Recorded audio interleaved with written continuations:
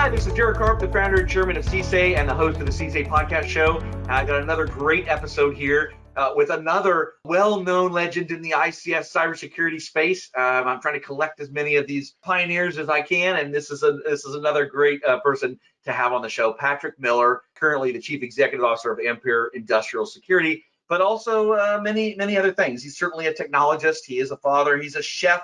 He's a kayaker. We have some history there, although he's done it more recently than I have. We'll get into that, but mine's somewhat dated, but I love to talk to him. We're going to ask you about that. But he is definitely a builder of communities, and that resonates also very strongly with me with what we're trying to do at CISA. And so having Patrick here and talking to us today is just a real treat. So Patrick, welcome to the show. Oh, thank you so much for having me. Honored to be here. Patrick, I always say the same thing at the beginning of the show, that cybersecurity people are modern day superheroes, and all superheroes, as we know, have a backstory. So what's your backstory?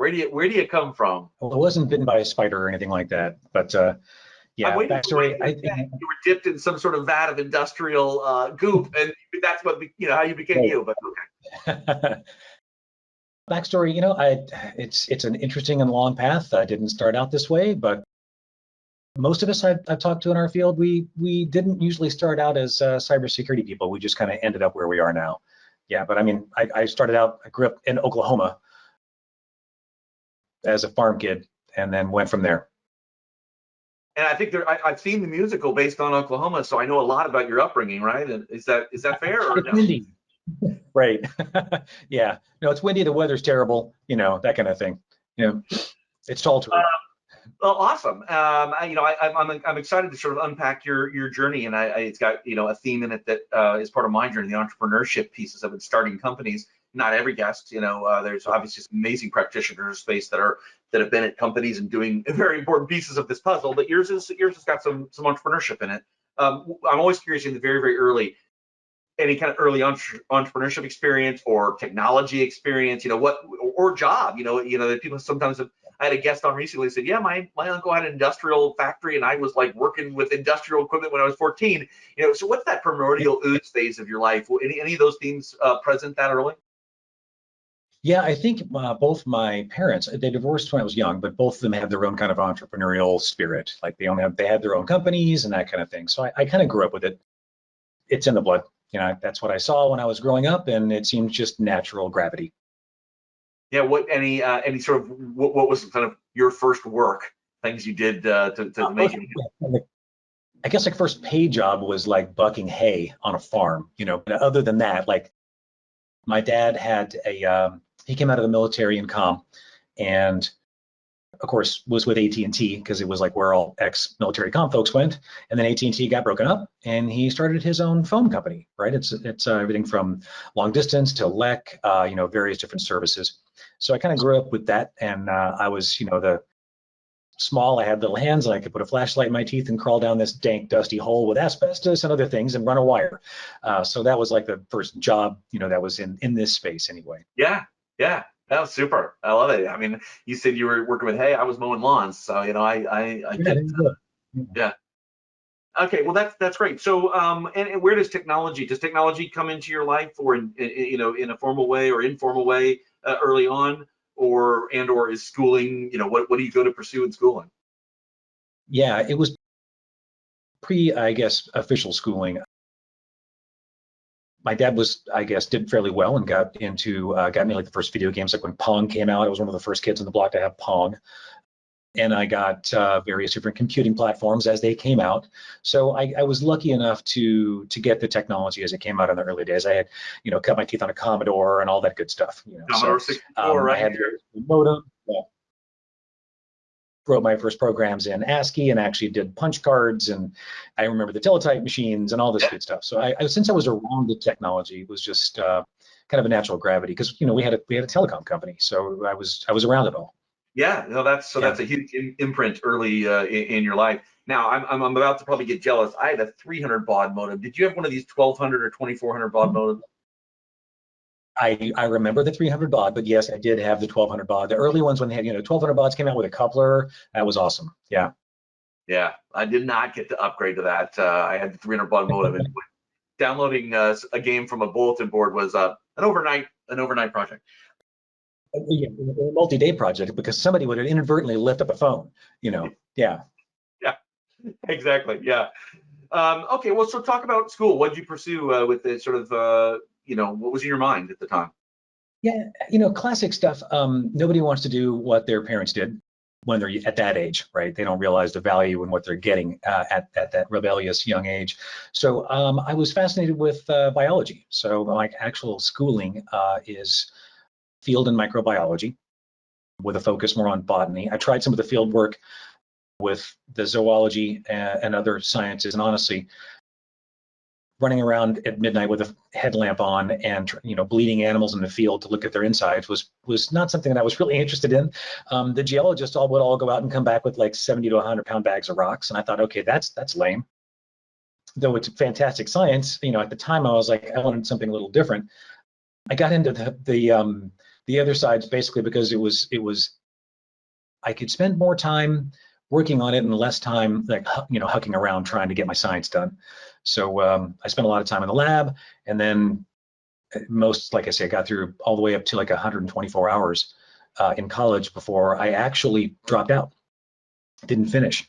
I was making enough money in tech, and I was trying to do a senior capstone project that was using cutting edge technology. We were using basically some of the early debabelizing tools for video resolution. And at the time, to get, I was doing aspen clones was one of my biology projects. So aspens are basically connected by the roots. They're not individual tree trunks. They're massive organisms that are all connected to the root. To tell where they intersect, like where one touches the other, is challenging. So you usually have to do like a DNA sample, or you got to climb up the tree and measure the branching angle or the little teeth on the leaf. This is all hard. So I was going to run a little red wagon around under these things using a camera and have the camera tell me when things were different. Well, it was too cutting edge and the professors didn't like it, and I put too much time in it, and I'm like, fine. This is too much effort, and I'm already making enough money in tech, and I'm actually more interested in tech now, so I basically just moved into tech. Yeah, I like this because one of the CSA things is addressing sort of workforce issues, and so people are coming from lots of places. And I like that many of you on this show have had different origin stories, which is inspirational, I hope, to many of our listeners, which is I could get into cybersecurity from multiple original stories or journey starts, and yours is yet another different biology. I don't think anybody's said that before, but you had this interest early. I love that you started where we did. You were working with computers, you're interested in it. It sounded like while you were going to school you were also working in this technology. Yeah.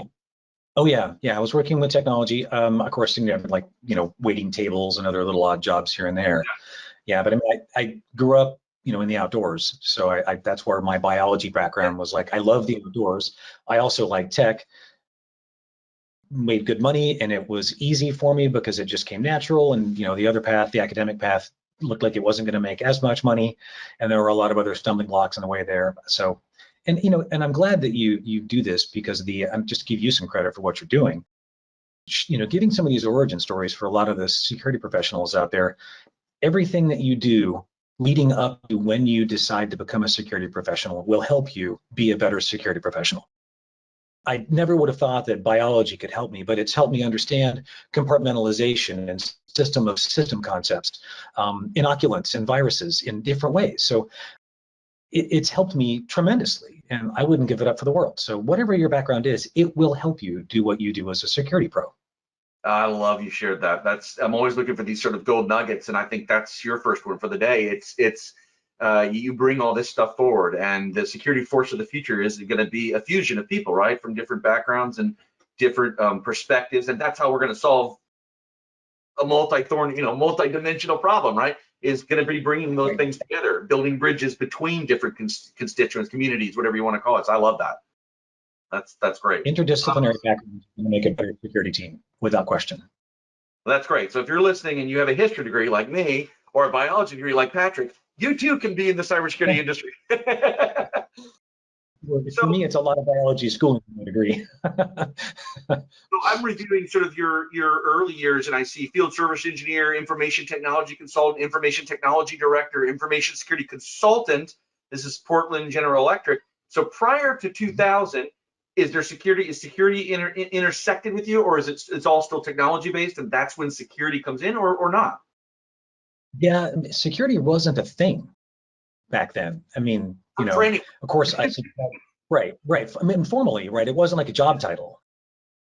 So I was, of course, I was into the early days of all of the phone freaking, because I had a lot of tech and I happened to be part of a phone company.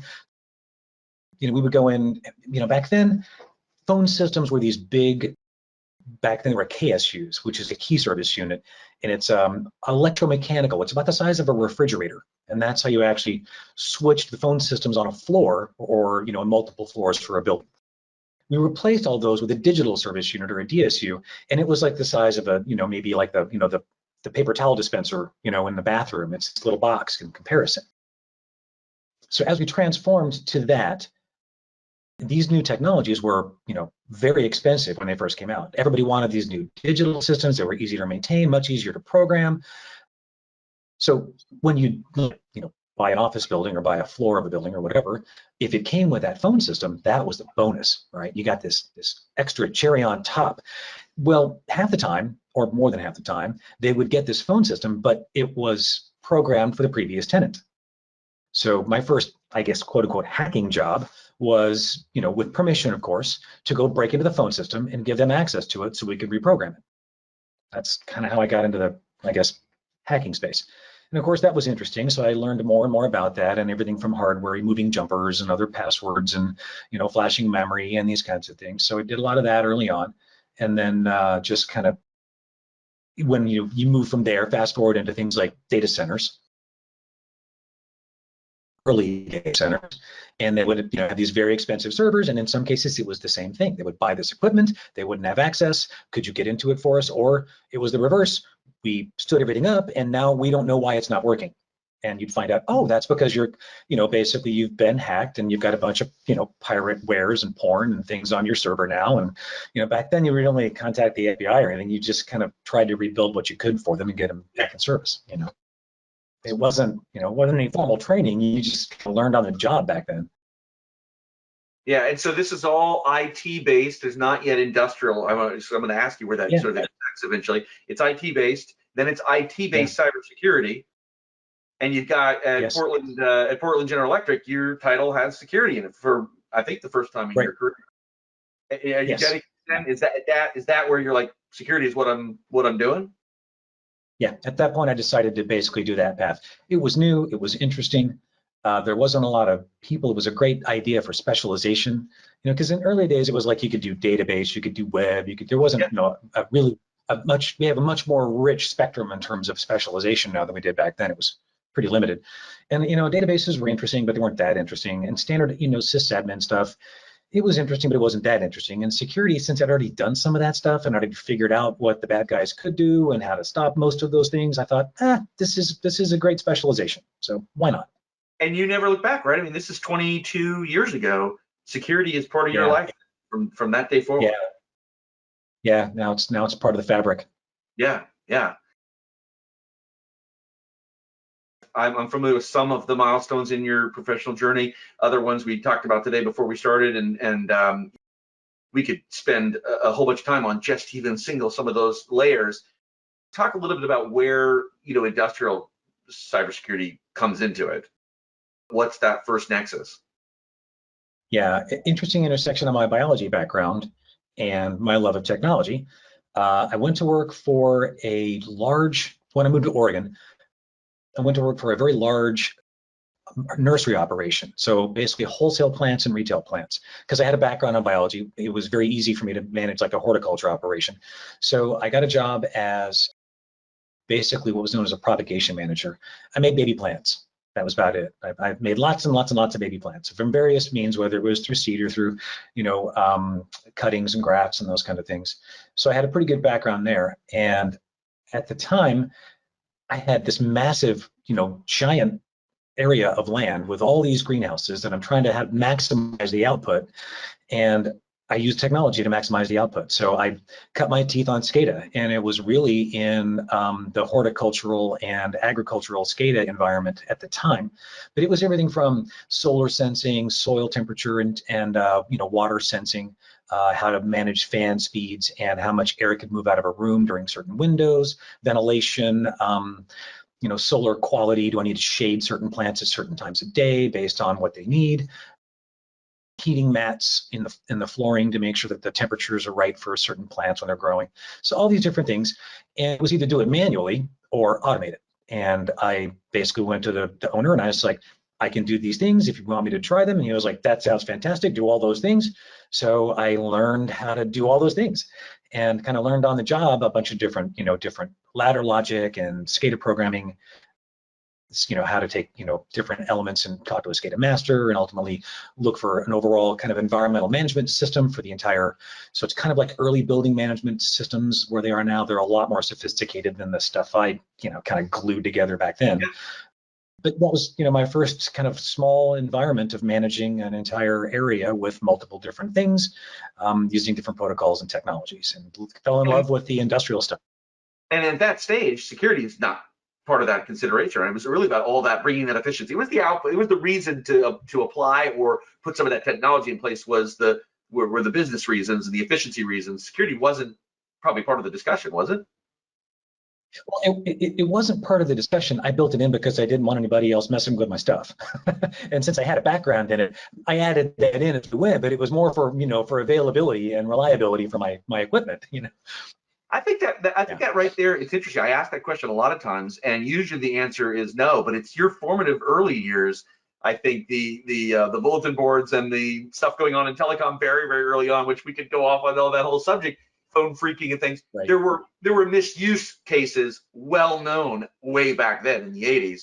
You had that in your head. So when you're designing this, it wasn't to keep a nation state out. It was just like, I don't want somebody messing with this and changing anything, right? Or taking advantage of it in some way that I didn't intend. Yeah, and I mean, and the nursery wasn't. I didn't live there. It was away from my house, and if something went wrong or things were happening, I had to modem in, and I wanted to make sure that, connecting to my control system was something no one else could do. So I even had early access controls and other things. Yeah, so yeah, I designed it that way on purpose. Mm-hmm. Oh, that's cool. So I can see where this sort of all converges. And so security, senior information security consultant, principal consultant, energy security practice at Breakwater, senior information security consultant at Pacific Corp, then Western Electricity Coordinating Council. So talk about WEC a little bit. That's you were in these roles, and WEC's sort of a different animal. Yeah, that was an interesting stint as a regulator for a while. Again, when I was the new guy at Pacific Corp, it's a massive, transmission organization. We got wind that regulation was coming, and the writing was on the wall, right? I mean, the presidential decision directive came out in the Clinton era in '98 to secure the infrastructures. And most of them kind of floundered around a little bit, try to figure out what does this mean? What do we do? How bad is it? All these questions are still swirling around. Yeah. And of course, September 11th happened, which changed the landscape for everybody. And they're like, we told you to secure these infrastructures. Now, we clearly have bad people wanting to do bad things on our soil. So it was that freak out moment.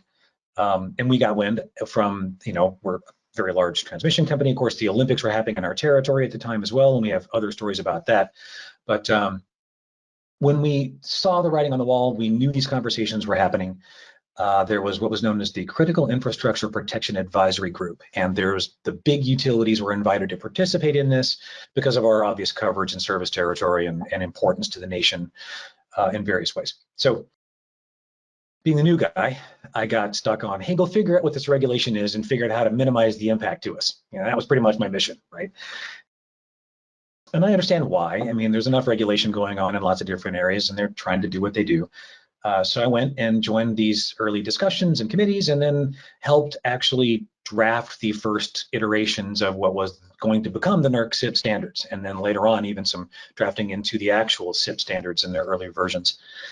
Since I had done that as part of the utility, and I'd written, some of the language that our regulations were going to be, and then implemented some of that at the utility, which is, it's a giant organization. It was a Herculean effort to try to put these new standards in. So I got the awesome experience of writing the language, then another awesome experience of actually, what does this look like to put it in place at a big utility? Well, when the opportunity came up, the first region of NERC to stand up a compliance program for these standards with WEC. And of course, WEC is half of North America. They run from Canada to Mexico, pretty much everything west of the Rockies. So I thought, that sounds like a pretty interesting challenge. I've written it, I've implemented it, let's try auditing it. Why not? Let's see what this is like. So I was the first NERC CIP auditor in the nation for the first NERC CIP program, and then the other regions came online and started their programs, and they didn't have experience, and I didn't have people. So I borrowed all the other auditors from the other regions, and we went around WEC performing the first audits on NERC CIP. And I apologize for those early companies that had to endure the audits. We didn't know what we were doing. We were learning. I mean, we're literally, cutting the trees and pulling the stumps and paving the road. It was challenging. Yeah, that time period is like you were like building the plane while flying it, right? I mean, which is a bit of a challenge. Oh yeah. Yeah. We were, you jump off the cliff with a box of parts and build it before it lands. Yeah. Before we hit the bottom, hopefully this thing has jets or props or something propelling us forward. Right. Yeah. So I did that, and that was a great learning experience because I got to see, what security looks like at all of these different companies in the Western region. And there's a lot of them, various different shapes and sizes, and cooperatives and municipals and investor-owned utilities. And I got to see the regulatory sausage being made on the inside and what it looks like to not just write these standards, but the harder part, honestly, is the enforcement and monitoring components. Because you can have the crappiest standard in the hands of a really good regulator, and it makes all the difference. But you can have the world's best possible written standard in the hands of a crappy regulator, and man, all bets are off. That standard is useless at that point. I can see where you are perfectly positioned for your clients, because having been end use case, having been at writing and then drafting and then iterations, i.e. it wasn't perfect, then we evolving it and understanding the sort of evolution, and then being in auditing it and working in compliance. More regulations are emerging. A lot of people are talking about NERC being sort of maybe the most globally well known of its type. But now it's sort of like what went before, and we're going to see other stuff, digital, software bill of materials and supply chain issues and regulation. I mean, so you're in a really unique historical perspective, bringing all that to the table today. Yeah, and it's been like 20 years because we were just doing some podcasts recently on the 20th anniversary of NERC CIP, because it started like in 2001. I mean, the first iterations of it came out as what was known as Appendix G of a FERC standard market design in late 2001. So its inception was over 20 years ago now. Yeah. So it can go out and buy a beer. Yeah, and that's a whole that could be a whole podcast just about this one one piece for sure. This is probably a good opportunity to ask you a question that some of our users could benefit from. People ask, they're either entering or want to enter our marketplace as a cybersecurity professional, or they're early in their career where there's still a lot of choices ahead of them. How do I get how do I break in? How do I get known? How do I get more experience? And people have said, some speakers have said this, but not really explained how one goes about doing it. They say, join a standards body or get involved in the standard work. Maybe you're in a position to really say how someone could do that. Yeah, it's not a bad idea. It's also a really frustrating path.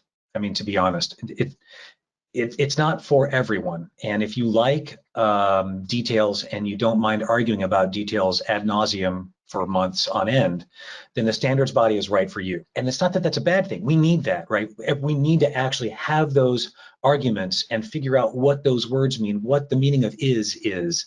That's very important and crucial discussion. But if you don't like that, that might not be the path for you. But that said, early standards, when they're not at that, very refined state or mature state, getting in on something where it's new, that is where it's actually fun, because you're not having those belabored conversations about, the polish on the paint. You're actually talking about how is this going to look in a structural perspective, much less what the exterior and the paint job looks like, but what are the bones? You're starting with that. How do we plant the seeds to get it there? Can a person with lesser experience get involved in one of those? Yeah, absolutely. Yeah, and it's not so much that you need to have like some, crazy amount of expertise in these areas to do these things. You honestly just have to have an interest. And if you're willing to learn about, whatever that standard is trying to do, whatever it's trying to standardize, then by all means, that's because you get a chance to innovate and help with something on the ground level and get it going forward from there. So you no matter what, everybody there is going to be growing with that standard and learning with that standard as they put it out. So, even if you're early on and you've got enough knowledge to get, a foothold or a tiny bit of friction and get some traction on there, stick with it and learn more. The people in the room will teach you more. You will have an interest in learning more. So yeah, like I say, it depends on your degree of interest. If you like that kind of argument and you want to refine something, join at that stage. But if you want to get on the ground level, pick something that's interesting and find out how it's being standardized and start there. Yeah, awesome. Okay. I think that's, I'm always looking for tiebacks, and that's a good one. And I thought you'd have some interesting perspective on that. So all these years of the different bites of the regulatory apple, and I know this continues because Anvil Group probably did a lot of work in the same area, if I remember right. But you decided to start a company, and so talk a little bit about that. That's that entrepreneurship theme we were going to get to. What caused that to come to be? And I know you did do NERC CIP work there. Did you do other things too? Yeah, and even when I came out of EnergySec, a nonprofit, it was another entrepreneurial thing, but I wanted to move into kind of the consulting space directly. And I figured I had enough experience. And honestly, consulting is just, you're an outside person that says the same thing the people on the inside say, but you get paid more. That's really in a nutshell all it is. But I figured I'd had enough experience in all the different areas to lend a hand, and started doing mostly regulatory consulting. My buddy Chris Humphreys, ex-regulator from Texas, Stacy, an ex-regulator also from WAC. We started that company and did a lot of NERC CIP regulatory consulting. And the intersection with cybersecurity is always there. And security and compliance are two very different things. There's many times you do things purely for a security approach because that's the right thing to do for security. And then you take off your security hat and you put on this like banana hat of compliance and do just those things purely for the sake of compliance. But they're different. And organizations trying to find that I don't want to spend my money twice. So that's what we wanted to try to do, is help them figure out, if I spend it here, I get security and compliance at the same time, as much as possible, right? It kind of depends. So did that and started that company as a consulting firm and grew that one for a while, and did it again a few times. Well, yeah, I mean, you went right on, and after that, you started. You were the founder or co-founder. I forget that. You can elaborate there for me on the Archer Energy Solutions. What was that about? Yeah, same thing. We just started another firm to do the same thing. For me, it's when a company gets to a certain size, and I'm all for success and profit and all of that. But when it gets to a certain size, I begin to lose touch with my staff, the people that work for me or with me. And as an executive or a leader, I want to know their spouses, their kids' birthdays. I want to take the best possible care of them I can because they're doing hard work. And I've seen too many security professionals burn out for thankless people that really don't respect what they do. And I just don't want to be another one of those. And I'm not saying these companies did that, right? But when they grow to a certain size and that the partners or whoever's in the firm wants to continue growing at that rate, that's fine. And I wish them the best of success. So I certainly, I'll do my best to enable them to continue growing down that path. But myself, with my style, I just want to have a smaller thing. So I build them, they grow to a certain size, I sell my part, I go start another small one. And if it's lucky enough to be successful, then lather, rinse, repeat. Yeah, I get that. I've been an entrepreneur, for all of my life, but a formal, real entrepreneur, venture entrepreneur since 1997. And it's at different phases, it's a different job. Not only what you're talking about, you're less intimate with more people. And I remember meeting some in the bathroom that worked for our company that I didn't even know them, and that was jarring. But also your creative phase, those early years they're special, right? They're like you said, the standards. There's the later standards work, and then there's the early standards work. I think there's an analogy there. It's fresh and raw, you're creative. I love that too. I'm like you. The later it went or the more mature it gets, that sometimes that became clear to me over time that should be some other sort of leader, and that I liked the early formative stages much more. So that's what I hear you sort of, and hearing other parts of your story, that's sort of what speaks to me. Yeah, I agree. I couldn't agree more. That I thrive for that environment. The stage where I am now in this latest iteration, my last firm, hopefully, it's my 7th company I've started. With this one, I'm gonna really work hard to find a way to keep it like this. I have no masters, I have no partners, I have no VC. It's really all on me. So I have no one else to blame. And that's both frightening and entertaining. Freeing Enjoyable. and frightening, 2 F's. Yeah. Yeah, no, makes sense. speaks volumes to me. I get it for sure. And I know there are other business owners and entrepreneurs that listen to these podcasts, and that'll resonate with them as well. The different stages of every company and venture calls on different quotients of things, and some of them we like and some of them we don't, and that changes over time. And just recognizing that is can be a real aha for anybody. Yeah. I think I've spent enough time now, and I'm in my 50s. I think I finally know what I want to do. What do I really want? Yeah. Talk about EnergySec. That's a little bit of a different animal, nonprofit. How did that come to be? And how would you characterize the sort of that year? I mean, that's I don't know, a decade story. Yeah. Again, back in 2001, a lot of things changed. Obviously, I was at Pacificor. I was the new guy. Joined in August, and the September 11th terrorist attack happened a month later, or so many weeks later. And since I had SCADA experience, I was the SCADA lead, and they said, hey, we're a massive transmission company. Oh, by the way, we have the Olympics in our territory coming up, and we've got 3 letter agencies asking us what the heck we're doing about this and how we're going to get the terrorists out of our power system. Go find out. So I went and found out, did an enormous amount of work over a very short period of time, and built some fantastic relationships with all of our neighboring utilities, cop shops, fire stations, metal fab, rail companies, you name it. And we built this information sharing system so that in the event that something bad did happen, we all knew each other face to face, and we would be able to share information in ways that were frankly unprecedented at the time. So fast forward, Olympics happen, no terrorist attack, the light stayed on. Everyone's kind of like, wow, now that we can kind of drop our shoulders and rest a little bit, we like this. This is pretty cool. We've never really opened and shared like this before. So we continued that. And that's really what the dawn of EnergySec was. We gave it a name, and then we started having kind of because during the leading up to the Olympics and even during, we would have these meetings where we would kind of all converge on one utility or one company, and they would foot the bill for lunch, and everybody just kind of paid their way to get there, and we'd all meet in a room, lock the doors, and just have our open and frank conversations. It would never reach the light of day any other way. So we did that, and then we kind of moved that to quarterly meetings. But everyone kind of heard about it and wanted in. So we decided, okay, well, we need to open the doors a little bit. So we'll let vendors and govies show up once a year. So that's when we started the summit. We would let others kind of join the conversation then. And then we had our quarterly meetings, and it just grew from there. Eventually in 2010, we turned it into a full-fledged nonprofit. I became CEO for the nonprofit since I guess I was founder, that kind of thing. I left the regulator, WEC, to go be CEO of EnergySec in its earliest nonprofit stage.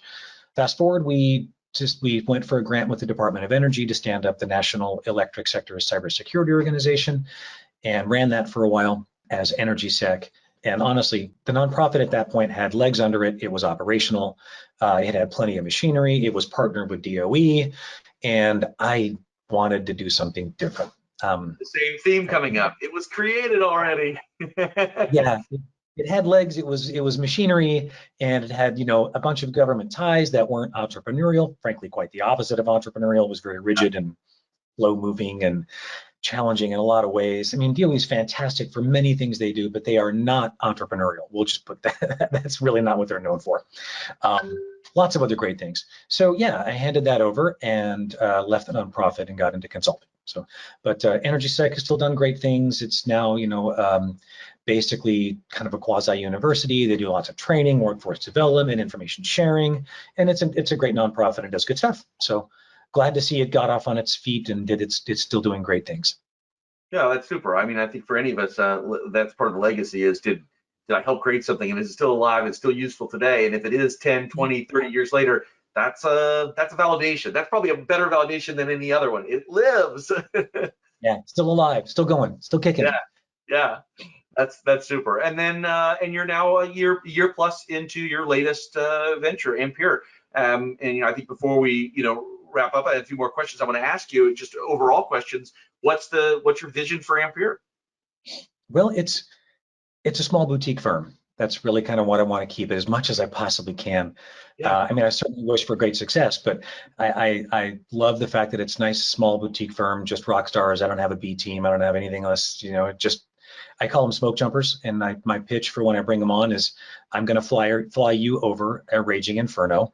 I'm going to kick you out of the plane. You're going to land, put the fire out, and find your way out. And if you can't do that, then you're not cut for this, right? So those are the kind of people that I've got, and it's we really do just industrial security consulting. So it's physical security, cybersecurity, and almost all of my folks, other than my really technical people, have some experience in either the regulatory components or actual utility operations experience in some way. So they've got a pair of dirty boots and a hard hat, that kind of thing. They can walk into a substation and point out the equipment and that kind of thing. That's really this firm, is to have that small boutique drop team that can do the work of 10 people, that kind of thing. And it's been fun. I mean, I'm a year into it, and I'm already at a great spot to be able to pick my clients, which is fantastic. If there's just not a good fit, then it's not a good fit. Yeah. So I'm very, very, very fortunate to be in that position.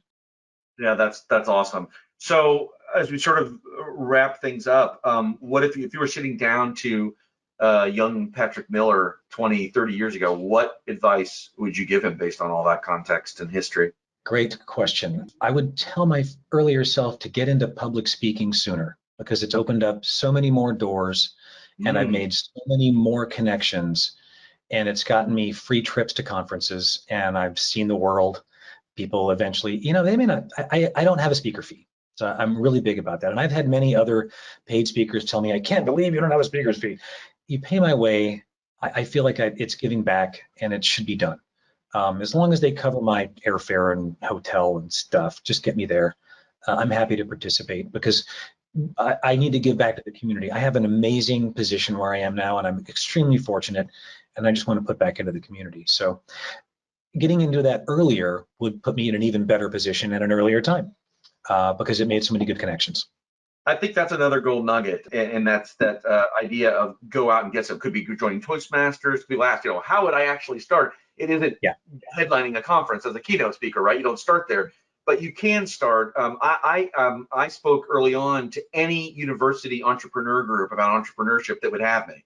I, of course, didn't charge anything, and they're like, "Yep, I'll do it." They were young, they were enthusiastic, and they all had entrepreneurial ideas. And so I just spoke to, any one of those incubators, accelerators, anybody want to talk about entrepreneurship. That was where I started many, many years ago, 20 years ago, or maybe more, and then built on that. And it's just similar to you. And I think that's the advice, right? It's just go find places. There are places, community chambers of commerce, where you can go speak for free. They're looking for speakers. Go do that. If you have any cybersecurity knowledge, of course, make sure it's good, make sure it's fresh, it's real. At least know your stuff. People are starving for that information. I mean, whether it's your local Kiwanis club, I mean, pick anything. They desperately need these kinds of things, and it helps you become a better person, a better speaker, more relatable, better communicator in lots of ways. And honestly, I don't care how amazingly technical you are. If you can't communicate that, it's going to be far more challenging for you to be successful. So if you really want to exercise that next level of success, it's going to be getting down those communication skills. And there really is no better way than that absolutely frightening, white knuckle, painful experience of public speaking. Just, learn, get over it. And after, I still to this day walk on stage and get stage fright. And I've spoken, I can't tell you how many times, but it still happens, right? And that's a good thing. I don't ever want that feeling to go away, to be honest.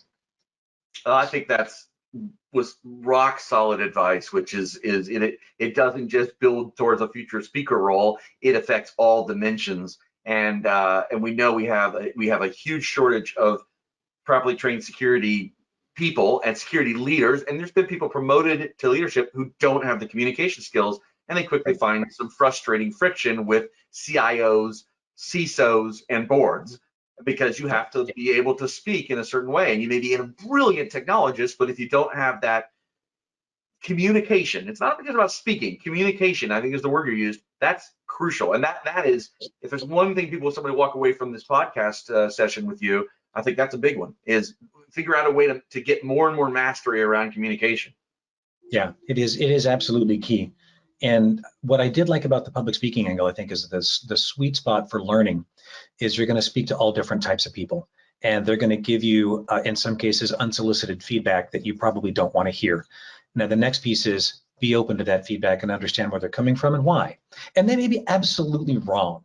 And honestly, that doesn't matter. You need to understand why they are wrong or if they're wrong and question that. But that process helps you understand your message was not received the way you expected it to be received. So how to tailor your ability to communicate to reach, your audience, whatever that might be. So I couldn't move on or wrap this up if we didn't talk about something else that you are the founder, at least I could say the instigator of. And when you're talking about EnergySec, you're talking about getting community together and getting communication together. And I know you have some opinions which you aired at a conference, and it became something. It's a living organism, the beer ISAC. So we might have people listening who might not know what an ISAC is. They're just maybe a little bit of what is this and how did it come about, and sort of how did you instigate that? Yeah, Dale Peterson asked me at an S4 to talk about it was some conversations we'd had prior about threat intel and information sharing. And of course, I'm the heretic in the room. I say threat intel, honestly, I don't care. I mean, having been an operator of a system and an owner of a system, I don't care what the adversary is, who they are, what they're doing, get them off my system. I want my system back. So threat intel is really for those organizations that have this ridiculously high degree of maturity and refinement. Then you can leverage threat intel. If you haven't locked the doors and windows, I don't give a crap about threat intel. I'm aware of who's attacking me. I'm aware, but I can't do anything about it. Right. So, and so I had those, that was part of the rant. And the other part of the rant was about information sharing. And all of them have these various mechanisms, whether it's classified, or even things like when Microsoft has to share, the thing is, it doesn't scale. So if Microsoft has to share a security brief or a security bulletin, it's got to be readable by a technician and your grandma. I mean, that's insanely difficult to get a message across like that with any value, right? So the larger the audience, the lower the value. So we talked about, or at least I was ranting about the fact that, we've got all these different structures and everybody wants to try to find this holy grail of information sharing. And, some organizations share, because you voluntarily share it, and then some you're required to share it, which is not sharing, it's taking, right? There's a difference. So don't call it sharing if it's taking. So I was ranting about all these things and talking about how each one of these structures, even though it sucks, has value. And here's why. So even though it's terrible and it's kludgy and it doesn't fit well and it doesn't fit our this utopian idea of information sharing and how everybody will just share and things will work together and we've got lollipops and we're strolling through a field hand in hand. It's messy and it's ugly and it's broken, but it still works. However, the most effective means I've seen for sharing information is at events. After the event, when everyone's had a few beers and the stories start flying, and it's usually with the people that you're sitting with because you've known them for years, you trust them, it's your little circle of trust. So what I found is information travels faster, more efficiently, more effectively that way, through these little circles of trust adjacent to other little circles of trust. And effectively what we have is, an ISAC is an information sharing and analysis center. Often these quasi-government or standalone next to adjacent to government agencies funded by the industry to help share this information. Often they're kind of a one-way street. You share information with them, they come back with these late information products, this kind of thing. So what we need is basically, we have this information sharing structure. We have a beer ISAC. After the event, we all go have beers and information gets shared better than anything else I've ever seen. So by the time I got off stage after making a joke about, calling it a beer ISAC, it had its own Twitter account and various other things from the audience. People just started this up. So what really just, it turned into just giving something that already existed a name, which sometimes that just needs to happen. Once you give it a name, it takes on a life of its own. So yeah, I guess I'm the founder, instigator of Beer ISAC, and anyone can be Beer ISAC. There's no way to be a member. It's just go to an event, find your friends, and have a conversation. Invite people into the conversation that you might know a little bit, get to know them more, build that relationship, build that circle of trust, and have them go do the same thing. And that way the community grows. Those circles of trust get better with more creative and unique bonds, so that we actually create this bigger circle of professionals that know each other. And if something happens in any industry, I know who to call to find out what the heck's going on. And that's only because of, Beer ISAC as an idea. I love it. As a gluten intolerant person, does bourbon ISAC also meet the same? Yeah. Right. I get this question all the time. Honestly, it's anything. It doesn't have to be an alcohol. I mean, it can be coffee, Yeah, water, God, yeah, lemonade. I don't care what it is. I mean, the main thing is it's getting together with those people and yeah, forming those relationships and that trust. yeah. Oh, love it, love it, love it, love it. I think we're going to have to talk some more about that as far as that's so compatible with CSA's mission. And we should support that and have a page about the Beer ISAC to the degree that you want that. And anyway, there's just more there to probably talk about and unpack. Yeah. Thank you for sharing just even a few nuggets of your journey. It's got a lot of parts and pieces to it. Not many people have been working on this problem as long as you have, and thank you for sharing it today, and thank you for frankly, our society needs to thank those of you that have been working this long, because this is pretty critical stuff that we need to work on. So thank you for that too. Awesome. Well, thanks in return for helping share our stories. I hope we can just get more people to backfill us, because we're all going to age out at some point, and we need people to solve the harder problems coming forward, because what we're looking at is it's ever changing. So we need more people to do this. Yeah, Definitely. so that's a question I like to ask at the very end. What do you do a little vision casting? What do you see? Maybe what you're excited about in the future, or what you see as one of the biggest challenges. Something just about the future for this industry that you might share or reveal. Yeah, one of the more interesting ones I've been playing with lately. It came out of the telecom space, and you remember the days, God, maybe we're old enough, you might be as old as I am to remember this, where you had party lines, right, and rotary dial. I'm on the phone already. Yeah. So we had to pay for things like caller ID and call waiting, and these are the awesome new features, right? Long distance bills were outrageous. Today you don't pay for that. You pay one bill and you have unlimited bandwidth, texting, all the things you used to pay for. It's not because they became this really efficient, well-oiled machine and they can deliver all those services at roughly the same cost. It's because basically they're harvesting and selling patterns and data. That's it. They're making money and through other revenue streams, so that they don't necessarily need to ask the customer for that bill, right? I've seen a lot of operational organizations are beginning to have the same kind of epiphany, and I call it when data eats SCADA. It's the idea that you can use your operational data for other revenue streams. So we're replacing a lot of our analog stuff with digital stuff. In fact, we don't have a choice. You just can't buy the analog stuff anymore. It doesn't exist unless you buy it from some engineer on eBay, which we still do, but we don't talk about it. All the new kit we buy is digital. Everything digital generates a data stream, all of it. And we're getting new data that gives us far more visibility and enrichment of our operation, which is great. In addition to that, you can store all of that data and there are now third-party companies that will take that data lake, right, wherever, most of the time, you're not gonna be able to store all this. You're gonna farm it off to some cloud storage somewhere. And then these third-party analytical companies will take that data and they'll stack it with some AI or some ML or some other things, some just traditional methods. And they'll find interestingness in your data and create data products out of that historical operational data. So one of the examples that I've seen is I've got pole-top transformers for a distribution power company. There's a mean time between failures of, we'll just say 20 years. Some reason these transformers are failing in 10. For some reason, these are going on to 30 with minimal maintenance. I don't know why. What's going on with my system? With the new sensing, we can actually see what the dynamic is in your power system to figure out why that's happening. Now, the manufacturer of these transformers doesn't really get operational data. What they get is failure mode, when it failed. And they try to troubleshoot it and figure out why. And of course, there's only so much they can do because they're not seeing it in its historical state over time. Got it to that position. And they're guessing in a lot of cases. So you can create one option out of your operational data is to sell that back to the transformer manufacturer and says, here's a history of these data points from the area where that transformer was over X amount of time. You might find these useful. For example, it's just one possible way to sell that operational data in unique data products. So my expectation is, not in the not too distant future, we will find many of these industrial organizations will make as much or more money off of the data about their operation as they do from the operation itself. Boy, that conjures up all sorts of things in my mind, and I know we're running out of time. It means there's unintended consequences of all that, hence cybersecurity concerns. Absolutely.